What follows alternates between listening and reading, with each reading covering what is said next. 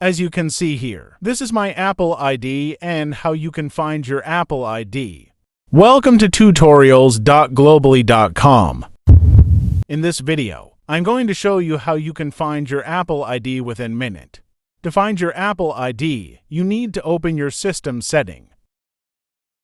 You can also open your system setting from this Apple icon.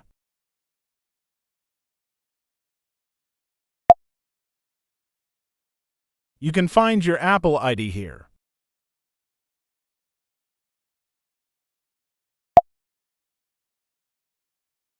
Here is your Apple ID email. And below here you will find related information about your account. To sign out from your Apple ID, just click here.